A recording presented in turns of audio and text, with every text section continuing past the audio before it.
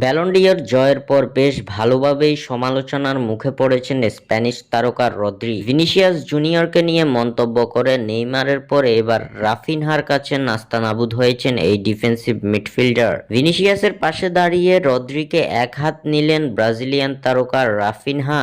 Ballon ডি'অরের এবারের আসর নিয়ে নাটকীয়তা কম হয়নি। জিততে জিততে শেষ মুহূর্তে রদ্রির কাছে হারতে হয়েছে ব্রাজিলিয়ান সুপারস্টার ভিনিসিয়াস জুনিয়রকে। শেষ মুহূর্তের নাটকীয়তায় এবারের ব্যালন ডি'অর উঠে এই স্প্যানিশ তারকার হাতে। তবে এত নাটকীয়তার পরেও ব্যালন ডি'অর কিংবা ব্যালন ডি'অর জয়ী রদ্রিকে নিয়ে কোনো মন্তব্য করতে দেখা যায়নি ভিনিসিয়াস জুনিয়রকে। তবে ফ্রান্স ফুটবলের এই খেতাব জেতার পর ভিনিসিয়াস জুনিয়রকে কটাক্ষ করে মন্তব্য করে বসেন রদ্রি। এক অনুষ্ঠানে ভিনি সম্পর্কে কথা বলতে গিয়ে তাকে মাঠের খেলায় মনোযোগ দেওয়ার কথা বলেছেন রদ্রি। শুধু তাই নয়, ভিনিসিয়াসকে এ সময় অ্যাটেনশন সিকার বলেও দাবি করেছেন স্প্যানিশ এই মিডফিল্ডার। সে সময় ভিনিসিয়াসের পাশে দাঁড়িয়ে রদ্রির করা এমন মন্তব্যের কড়া ভাষায় জবাব দিয়েছিলেন নেইমার জুনিয়র।